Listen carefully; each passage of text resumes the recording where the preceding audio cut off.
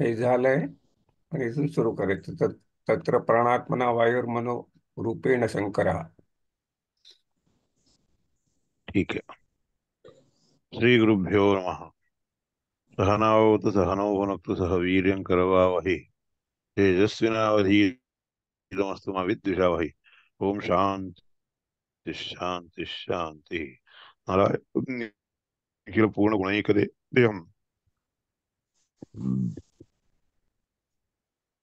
सर्वज्ञम् अच्युतम् अच्युतम् अपेत समस्तदोषं प्राणस्य सर्वचेतचित् परमेश्वरस्य साक्षात् अधीश्वरमियां शरणं रमेश।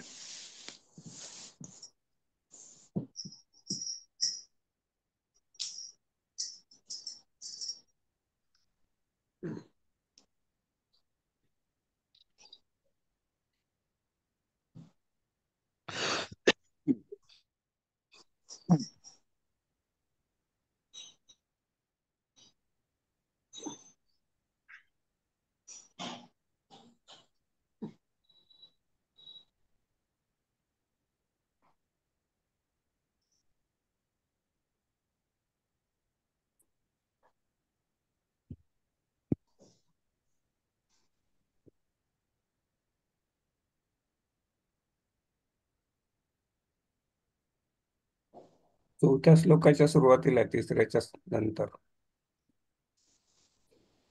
हम्म।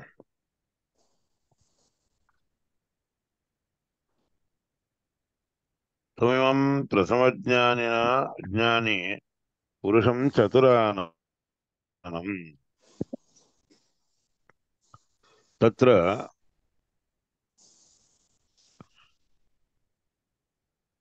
त्वमिमं प्रथमज्ञानि पुरुषं चतुराननं वासुदेवाभिधं ब्रह्म प्राप प्रपदयोः पुरा यस्मात् प्रपेदे भगवान् प्रपदा चतुरानना।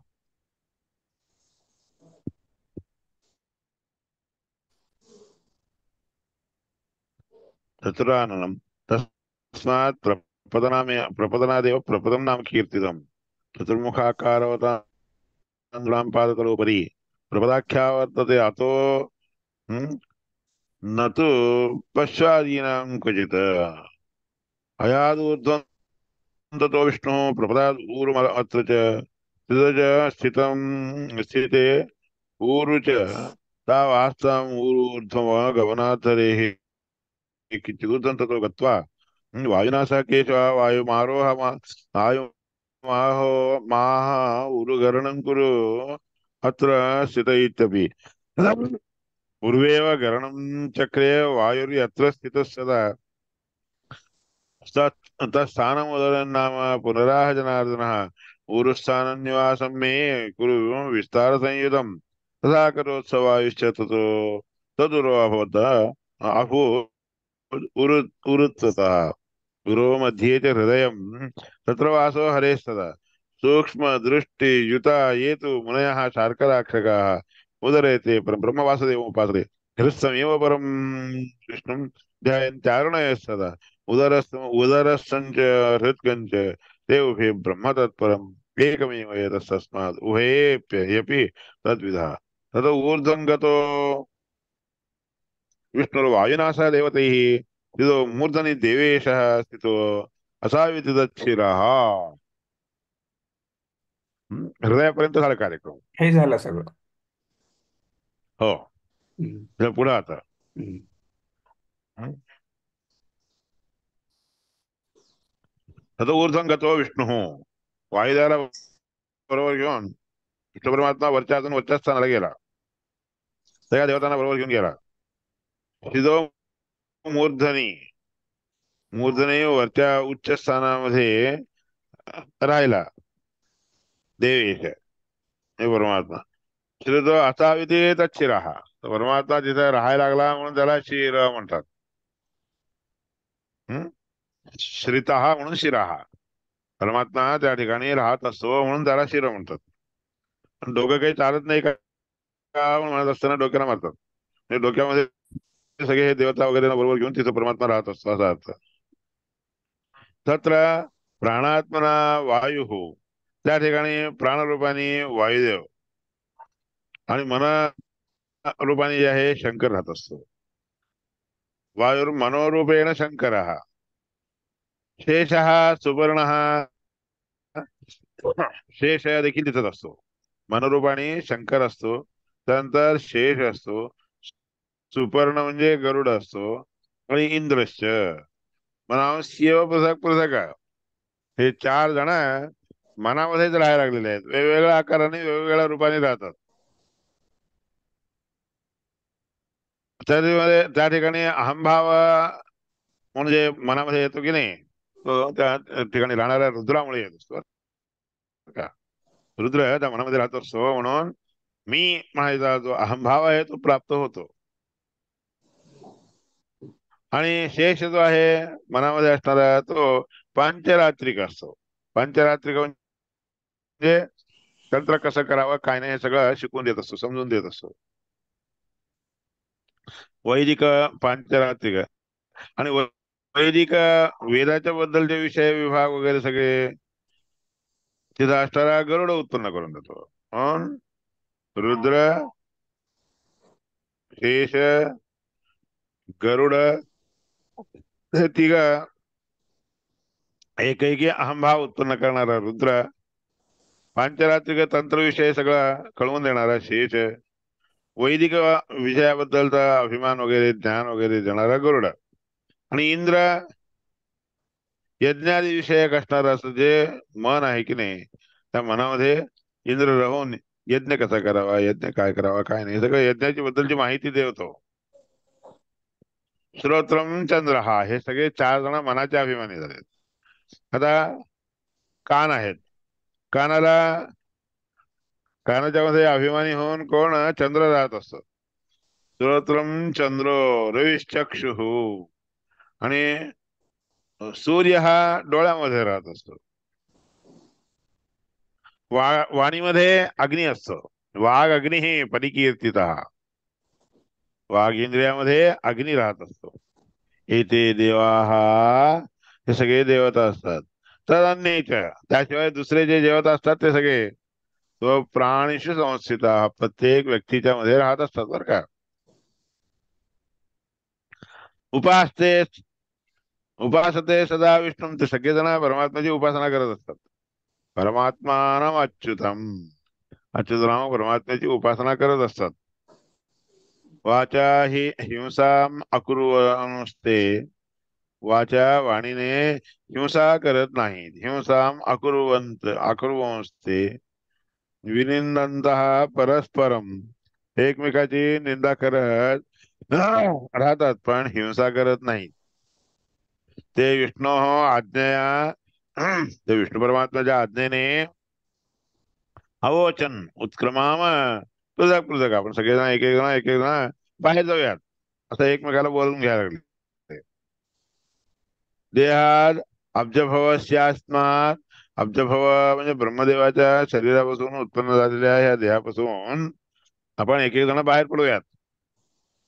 अस्मात यस्मिन उत्क्रांत ही, मग जे निघून गेल्यानंतर हा देह पडेल, शरीरम पद्यते श्रेयात, श्रेयस्कारक असणारं हे शरीर पडून जाईल.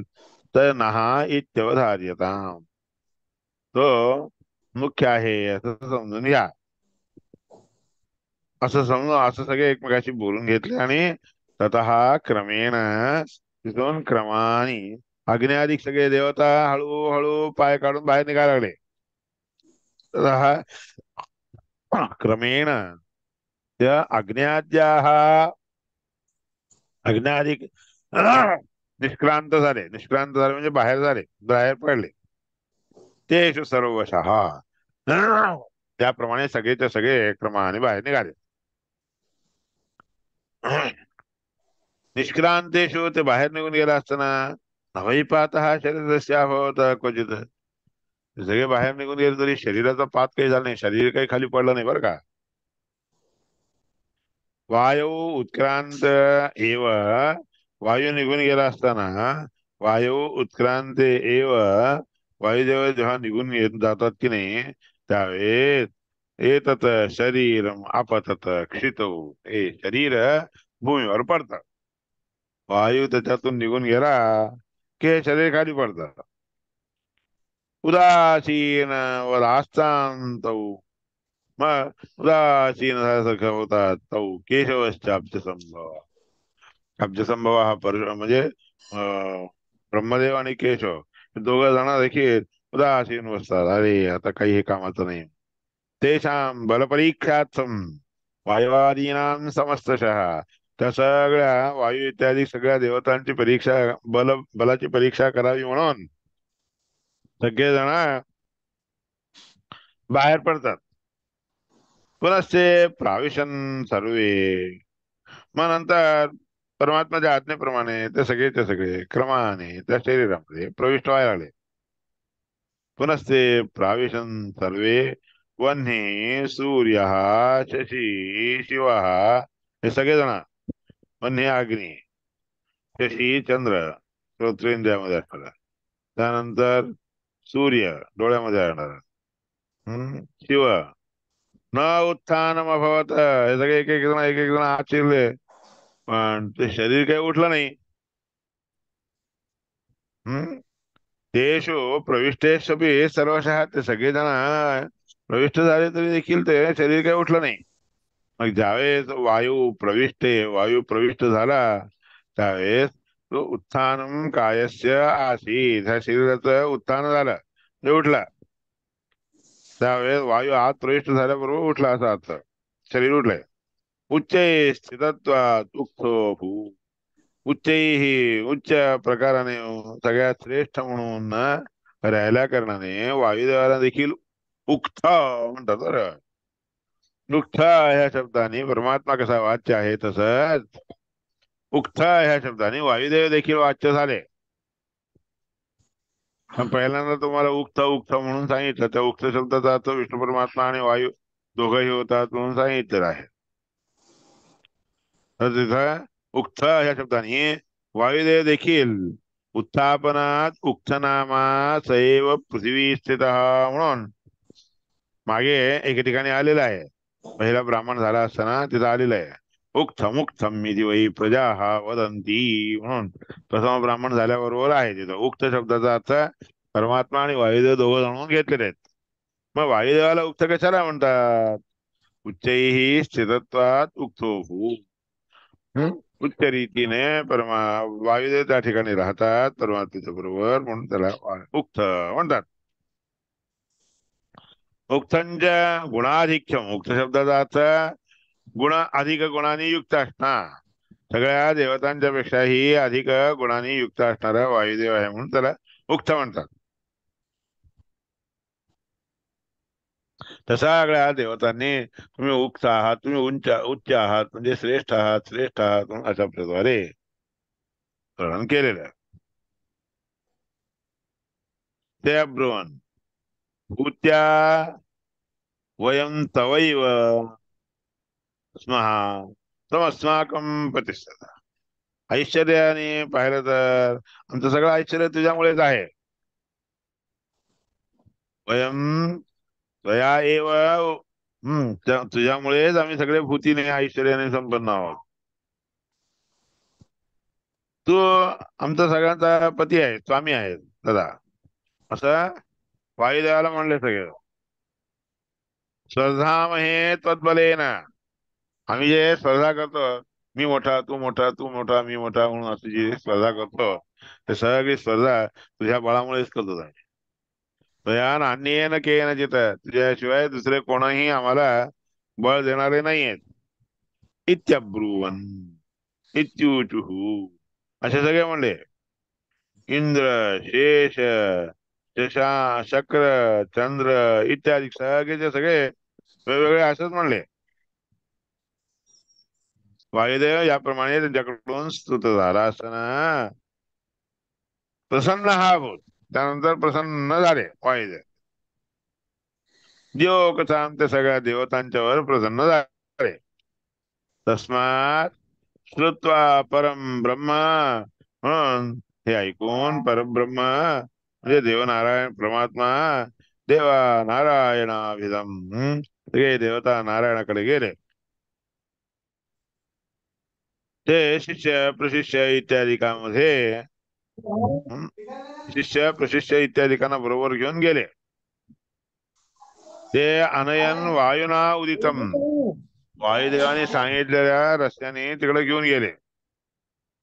शिष्य प्रशिष्यादिशुच ते नयन वायुना उदितम, वायुदेवाने सांगितल्याप्रमाणे आपल्या मुलाला, आपल्या बाळांना, आपल्या शिष्यांना प्रशिष्यांना सगळ्यांना बरोबर घेऊन निघाले तिकडं परमात्म्याची स्तुती करायला. हम्म वायुम त्यानंतर तस्मात् श्रुत्वा परम ब्रह्म देवाः नारायणाविदं शिष्य प्रशिष्यादिषु च ते अनयन वायुना उदितम, वायु जनयन सर्वे, वायुदाला बरोबर घेऊन ते सगळे निघाले. यशसा तद्गुणोक्तितः, आपले आपले गुण दाखवत कीर्ती दाखवत निघाले, सांगत निघाले. ये ये गुणान विजानंती, ज्या ज्या देवतांचे गुण जे जे लोक जाणतात की नाही, वायो स्थान आविशन मरुत, त्यांच्यामध्ये वायू त्यांचे त्यांचे गुण दाखवायला गेले असताना त्याच्यामध्ये प्रविष्ट झाला. तत्र तत्र प्रविष्टत्वात, तर त्या ठिकाणी प्रविष्ट होतात म्हणून प्र प्रतत्व असो बभूव प्रतत्व म्हणजे विस्ताराने वाढला, वायुदेवाची विस्तृती जास्त झाली, हे प्रसार जास्त झाला. प्रततत्वात प्रातरिती, सगळीकडे विस्ताराने वाढला म्हणून प्रातः म्हणतात, म्हणून त्याचं नाव प्रातः म्हणून आलं. तस्य नाम अभवत विभोः प्रातः इथे तस्य नाम अभवत, मग त्या वायुदेवाचं प्रातः म्हणून नाव आलं. संगतश्चाभवत जीव चित्ता चिता रूपांतरेण, मग जीव लोकांच्या चित्ताच्या स्वरूपाने त्यांच्याशी संगत झाला, मिसळला गेला. हम्म संगतस्य अभवत जीवचिता रूपांतरेण, दुसरं एक रूप घेऊन त्या जीवांच्या बरोबर राहिला, प्राण रूप. अपान प्राण अपान व्यान उदान वगैरे सांगतात ना, तसे तसं त्या जीवांशी संगत होऊन राहिला. संगतत्वात सायमिती, त्या जीवांच्या बरोबर मिसळून राहायला लागला म्हणून सायम म्हणतात. स अयम सायम, तद्रूपम नाम तो होत, वायुदेवाचं ते रूप झालं. प्रातः प्रातः रूप आणि सायम रूप. वायोस्तत् पुनरभ्य अध्यात्मम प्राणापानाभिधम द्वयम, त्यानंतर आध्यात्मिक रूपाने वायूचे प्राण अपान इत्यादी देखील दोन पुन्हा निघाले. अभिधम द्वयम, प्राणापानाभिधम द्वयम. अध्यात्मम अग्नि, अध्यात्म रूपाने अग्नि. वाक आख्या, वाणीच्या रूपाने वाणीच्या ठिकाणी अग्नी राहायला लागला. चक्षुमध्ये चक्षुरेंद्रियामध्ये सूर्य राहायला लागला. चक्षु सूर्य प्रकीर्तित. यज्ञादी साधने यत्तु, यज्ञाधिक साधन करण्यामध्ये जे काही मन असते की नाही, ते चंद्र त्या ठिकाणी करू लागलेला आहे. मित्र मित्र देखील त्या ठिकाणी करायला लागलेला आहे. यम देखील आहे, वरुण आहे, कुबेर आहे, हे सगळे दिक्पालक, सगळे दिगीश्वर म्हणजे दिक्पालक सगळे श्रोत्राचे अभिमान ठेवून, श्रोत्राधिकांच्या ठिकाणी अभिमानी होऊन सगळे वैदिक श्रवण उचित असणारे असे कार्य करायला लागले. कानामध्ये चंद्र, श्रोत्रम चंद्र तथा स्मार्त म्हणून चंद्र ह्या श्रोत्रामध्ये राहिलेला आहे. स्मार्त स्मृतीने सांगितलेले जे कर्म असतात ते करण्यासाठी, आणि तांत्रिक तंत्र स्वरूपाने सांगितलेले जे काही कर्म असतात ते सगळे उचित असणारे कर्म, हे सगळे चंद्र इत्यादी करायला. यमएव षडंगानाम विषय श्रवणोचितम, यमधर्मराज काय करायला, षडंग असतात. कोणते षडंग? षडंग म्हणजे सहा अंग आहेत. हम्म शिष्या, शिक्षा, कल्प, व्याकरण, ज्योतिष, छंदस, आणि त्यानंतर छंदस झाल्यानंतर मग हे वेद मंत्र, त्या रूपाने शिक्षा कल्पो व्याकरणच्या छंदांशी म्हणून त्याच्यामध्ये सांगितले. ते षडंगांचे ज्ञान यमधर्मराजापासून मिळाले. श्रोत्रम तो वरुण हा, वरुण श्रोत्रामध्ये राहिलेला आहे. काम्य शास्त्रार्थ, काम्य असणाऱ्या गोष्टींच्या बद्दलचं जे शास्त्राचं ज्ञान आहे ते मित्र, मित्रामुळे प्राप्त झाले. मित्र म्हणून आदितीचा मुलगा. श्रोत्रम यन निशी शास्त्रार्थम, रात्रीचा जो शास्त्रार्थ असतोय की नाही, किंवा नीतीबद्दलचं जे शास्त्रार्थ आहे की नाही, श्रोत्रम यन नीती शास्त्रार्थम, नीतीच्या बद्दलचं जे शास्त्रार्थ आहे ते सगळं श्रोत्राच्या श्रोत्रामध्ये असणाऱ्या चंद्रामुळे उत्पन्न होत. कुबेर असतात प्रकीर्त, आणि त्याचा नियामक कुबेर आहे बरं. विष्णुना प्रहितानाम ही, विष्णू परमात्म्याने सगळ्यांना कामाला लावल्या असताना संयोग अध्यात्मेशही, त्या सगळ्यांचा एक ठिकाणी संयोग होणे, मिसळणे, ह्यालाच अध्यात्म म्हणतात बरं का. विष्णू परमात्मा या सगळ्या इंद्रादिक सगळ्या देवतांच्या मध्ये राहून त्यांच्याकडून त्यांचे त्यांचे ठराविक असणाऱ्याचे काम त्यांच्याकडून करून घेत असतो. म्हणून सांग विष्णुना प्रहितानाम ही संयोगो अध्यात्ममेव ही, हेही ह्यालाच अध्यात्म संयोग म्हणतात. शिखादीनांच सर्वेषां मनस्त्वं कथितं पुरः, शिव इत्यादी जे आहेत की नाही, रुद्रदेव इत्यादी सगळे लोक, त्या सगळ्यांना मनावर नियमन करण्यासाठी ठेवला. मनस्त्वं कथितं पुरः, ती पहिला प्रथम मनावर काबू ठेवण्यासाठी म्हणून शिव, शिव, शेष, गरुड, इंद्र हे चार जणांना त्यांना लावलेला आहे. एताहा सर्वाहा देवता, ह्या सगळ्या देवता खरं सांगायचं म्हणजे ब्रह्म, वायू, सुपर्ण हे सगळे, शेष, शंकर, चक्र, चंद्र, सूर्य, यम हे सगळे, अग्नी, मित्रावर्ण, कुबेर हे सगळे जे सगळे अधिदैवत म्हणून त्यांचं नाव आलेलं आहे. अध्यात्म शब्दाने ते सगळे वाच्य झाले, तर हे सगळे अधिदैवत या शब्दाने वाच्य झाले. अधिदैवम स एवैकः, आधिक्यात पुरुषोत्तम, त्यांच्यामध्ये त्या देवतांच्या मध्ये अधिक रूपाने ज्ञान इत्यादी देणारा किंवा कार्य करून घेणारा परमात्मा असल्याकारणे परमात्म्याला आदिदैविक म्हणून म्हणतात. पहिल्या याला आध्यात्मिक सांगितलं, आता ह्याला आदिदैविक. दैव मात्र असतात अन्ये तू, देवता सगळे फक्त त्या नावाने असतात एवढेच. मुख्य म्हणजे परमात्माच आहे. आविही म्हणजे आविही सगळ्यांना चोदना देणारा, प्रेरणा देणारा पुरुषोत्तमच आहे. पूर्ण ज्ञान स्वरूपी परमात्मा आहे. ते एतावत कथितम भवेत, एवढंच त्या परमात्म्याचं आदिदैविक रूप सांगितलं आहे. तात्पर्यात सर्व वेदैश्च, तात्पर्य अर्थ हाच आहे, सगळ्या वेदांनी देखील हाच सांगितलेला आहे. तर जानन अवदन मुनी, हे सगळं जाणून घेऊन मुनी म्हणले हिरण्य, हिरण्यदन नाम, हिरण्यद म्हणून त्याचं नाव ठेवलेलं आहे. हिरण्यदंतन, हिरण्यदन नाम वैदो भूत, वैद म्हणून एक रूपाने अवतरित झालेला आहे. भूतेषु हे सुरानृते, देवतांना सोडून बाकी सगळे लोक देखील बैल या नावाने, ते सगळे देखील म्हणजे आधी दैविक रूपाने सगळे देवता असले तर त्याच स्वरूपाने जे आहे पैद नावाने, हिरणमय नावाचे आहे परमात्म्याच्या पासून असुरांना देखील प्रेरणा देणारा झाला बर का. देवतावत, देवतांच्या सारखंच. एतावत कथितम भवेत, ही गोष्ट एवढंच सांगितलेली आहे.